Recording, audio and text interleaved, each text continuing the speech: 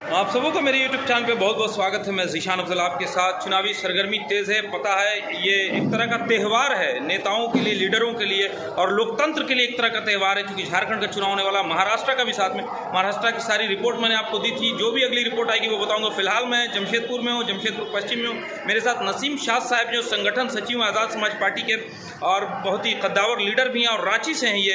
तो चूँकि अब रांची से हैं तो रांची का भी अहवाल थोड़ा मैं आप लोगों को बता दूं कि रांची में क्या हालचाल चल रहा है और आज़ाद समाज पार्टी की क्या पोजीशन झारखंड में रहने वाली है। नसीम शाह साहब क्या सोचते हैं, पब्लिक क्या सोचती है, पब्लिक की जनता की क्या राय है, ये सारी बातों को मैं इनसे करूँगा। इनसे कुछ सवालात भी करूँगा जिसका जवाब आप बगौर समात फरमाएँ।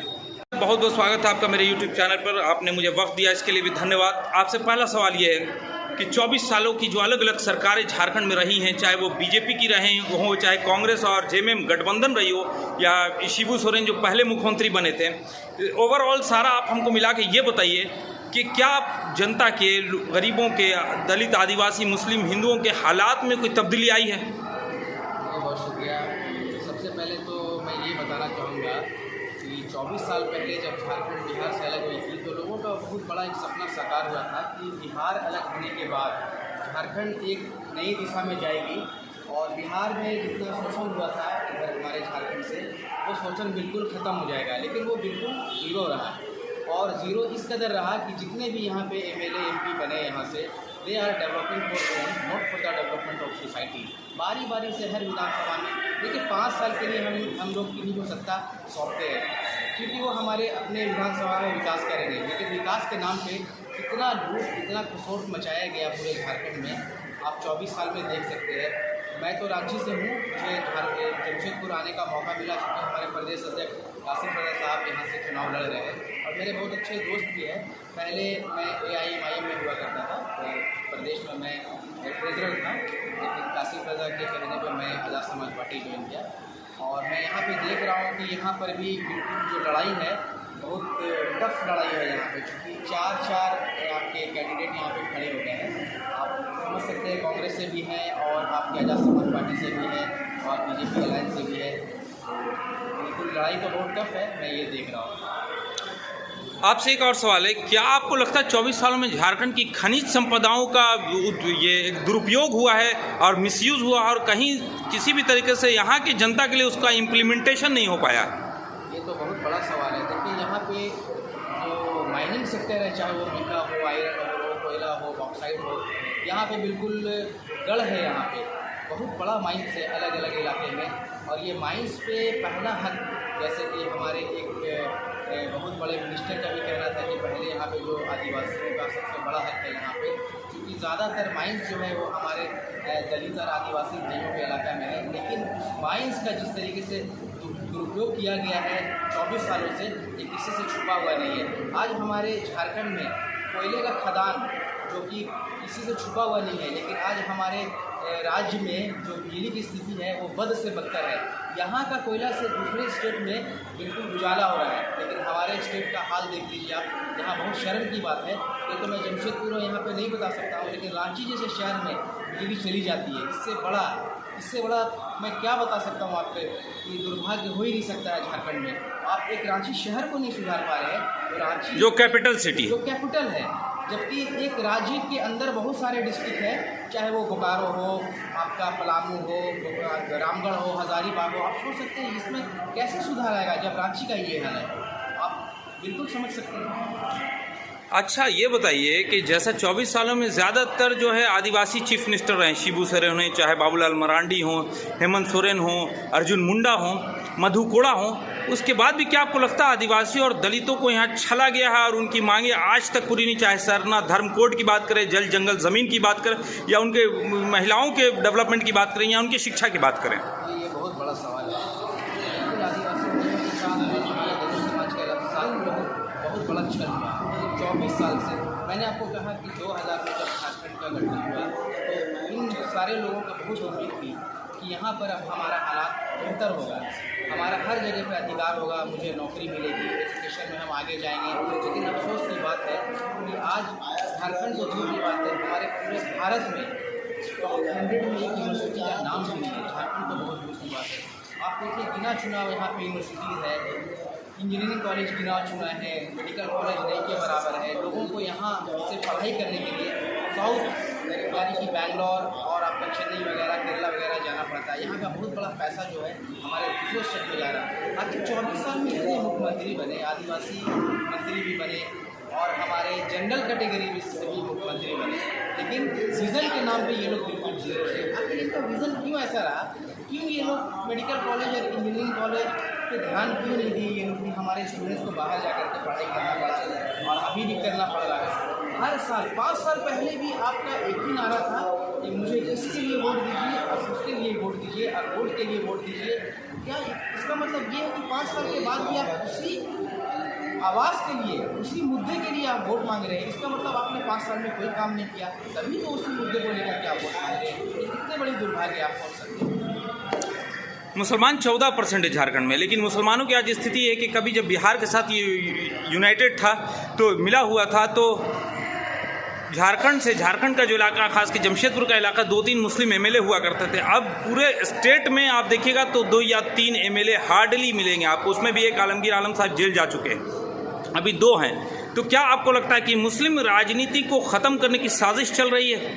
जी, ये बहुत बड़ी साजिश है। आप एक छोटा सा एग्जाम्पल देखिए कि गांडे विधानसभा में मुसलमानों की आबादी बहुत ज़्यादा है, लेकिन आज वहाँ से सरफराज अहमद को हटा करके आज वहाँ पर हमारे जो मुख्यमंत्री रह चुके हैं हेमंत सोरेन, उनकी जो पत्नी है, आज उनको वहाँ से उपचुनाव में टिकट दे करके वहाँ से खड़ा किया गया और वहाँ से उनको जीत मिली और फिर वही दोबारा उनको फिर वहीं से टिकट दिया गया है। नहीं, ये तो बोलते राज्यसभा भेज दिए सरफराज साहब को, तो और ऊंची जगह पर भेज दिए। लेकिन बात ये है कि राज्यसभा जा करके आप मतलब एक लीडरशिप का जो क्वालिटी वो खत्म हो जाएगा। आप जनता से बिल्कुल कटे रहेंगे, लेकिन एक विधानसभा में आप एक विधायक बन के रहेंगे तो आप जनता से जुड़े रहेंगे, उनके लिए आपको काम करने का ज़्यादा मौका मिलेगा, ज़्यादा आसानी होगा। आप जब राज्यसभा चले जाएंगे तो आपका एक नाम रह जाएगा, काम बिल्कुल आपका बिल्कुल भी नहीं रहेगा। वही काम हुआ कि आपको राज्यसभा के नाम पे भेजा गया और भी फ्यूचर में मुझे लगता है कि भेजा जाएगा, लेकिन एक विधायक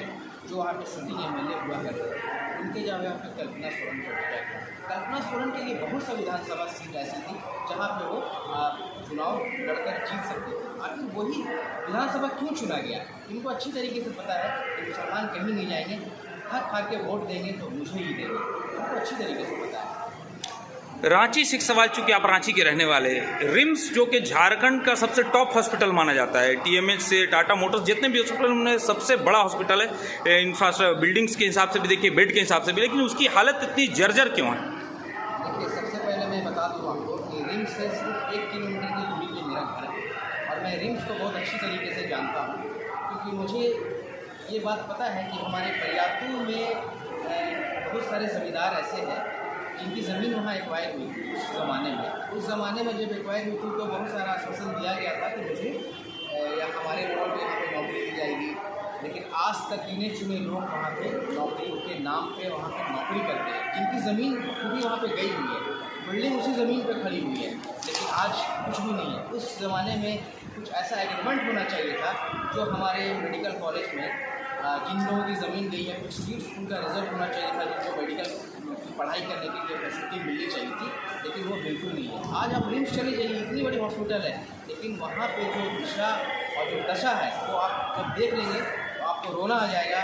इस कदर वहाँ पे लापरवाही है, इस कदर वहाँ पे गंदगी फैली हुई है। मरीज़ बिल्कुल बेड के नाम पे ज़ीरो है, ज़मीन पे वो लोग सो करके इंतज़ार करते हैं कि शायद मुझे बेड मिल जाए और मेरा इलाज हो जाए। मतलब मैं आपको बता नहीं सकता हूँ, आपको शर्म आएगा, आपको शर्म, जो हालात है रिम्स का वहाँ पर मैं देखता हूँ। और दुर्भाग्य की बात यह है कि हमारे हेल्थ मिनिस्टर जो वहाँ रहे पूरे झारखंड में पन्ना गुप्ता साहब हैं, लेकिन बिल्कुल कुछ भी नहीं, नदारत है। वो इलाज के नाम पे हो, मशीन के नाम पे हो, सारा ज़ीरो। जिस तरह से मुसलमान, आदिवासी और दलितों की मॉब लिंचिंग हुई है झारखंड में पिछले 24 सालों में, खास के ये जो हेमंत सरकार है 5 सालों से, इसमें दर्जनों मॉब लिंचिंग हुई है। आपको क्या लगता है, इंडिया गठबंधन की सरकार किसी दबाव में है जो, या डर रही है कि ये उस पर कानून नहीं बना पा रही, कसूरवारों को जेल में नहीं भेज पा रही, कसूरवारों को फांसी के फंदे पर नहीं लटका पा रही है? देखिए, इनको बहुत अच्छी तरीके से पता है कि कानून ये लोग बनाने का जो बिल बना करके ड्राफ्टिंग वो चला गया हमारे राज्यपाल महोदय के पास, लेकिन वहाँ से वो बिल लौटा दिया गया। ठीक है, चलिए, बिल भेजा जाता है, लेकिन जब लौट वापस कर लिया जाता है तो क्या फ़र्ज़ बनता है कि फिर उस बिल को दोबारा पुटअप किया जाए गवर्नर के पास। लेकिन ये क्यों पुटअप नहीं किए मुझे ये समझ में अभी तक नहीं आया है। जाहिर सी बात है कहीं ना कुछ दबाव में ये सरकार रही है और मुझे ऐसा लगता है कि ये बिल ये जो कानून है उनको कहीं ना कुछ दुश्वारी हो रही है जिनकी वजह से ये बिल को पास नहीं करवा पा रहे। अगर ये कानून बन जाए तो मॉब लिंचिंग में जो घटनाएँ हैं वो सिर्फ मुसलमानों की बात नहीं है। यहाँ पे दलित आदिवासी सबसे ज़्यादा मॉब लिंचिंग हुआ है और ये मॉब लिंचिंग आपका बहुत ज़्यादा बढ़ गया है 2014 के बाद से जब सेंट्रल में बीजेपी आई है उस वक्त मॉब लिंचिंग इस कदर झारखंड के अलावा और भी स्टेट में किसी तरीके का कोई एक्शन नहीं, कोई कानून नहीं हो पाया। जिस तरह से चंद्रशेखर आज़ाद जी नगीना से जीते हैं, एक शानदार जीत हासिल की और कहीं ना कहीं भारत के इतिहास में अपना नाम दर्ज किया है, तो क्या लगता है वो नगीना को आप झारखंड में दोहरा पाएंगे? देखिए, नगीना से सांसद हमारे चंद्रशेखर आज़ाद जी जीते ना, वो बहुत स्ट्रैटेजी जो बनाया गया था उसमें बहुत कामयाबी मिली। बहुत हार्ड लाइन पॉलिसी था भी वहाँ पे ये देखा गया कि कासिम रज़ा साहब ने वहाँ पे एक टीम लेके गए थे और काफ़ी मेहनत की वहाँ पे।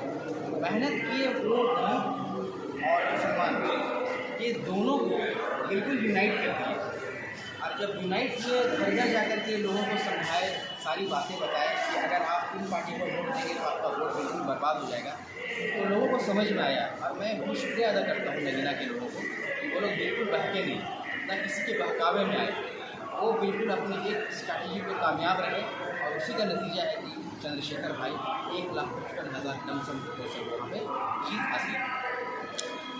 अगर आज़ाद समाज पार्टी झारखंड में 2 से 3 सीट अगर लाती है इस बार, स्ट्रेटेजी क्या रहेगी कि क्या आप विधानसभा में जाके मॉब लिंचिंग पे कानून के लिए डिमांड करेंगे और महिलाओं की सुरक्षा के लिए, स्वास्थ्य के लिए, शिक्षा के लिए क्या क्या बातें आप करेंगे? क्या मैनिफेस्टो, क्या तैयारियाँ आप कर रहे हैं? ऑब्वियस है, मैनिफेस्टो तो हमारा है ही।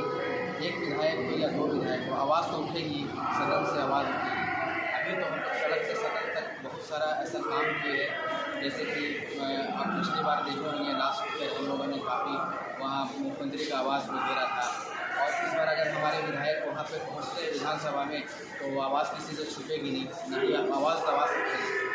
इसमें हमारा जो मैनिफेस्टो में है, जैसे एजुकेशन पे हमारा एक पॉलिसी है, स्वास्थ्य पे पॉलिसी है और आपका मॉब लिंचिंग पे पॉलिसी है, ये सब सारे बातों के लिए आवाज़ तो उठाया जाएगा। जाहिर सी बात है कि जो भी सरकार होने आवाज़ उठाएंगे और अपनी बातों को रखेंगे वहाँ।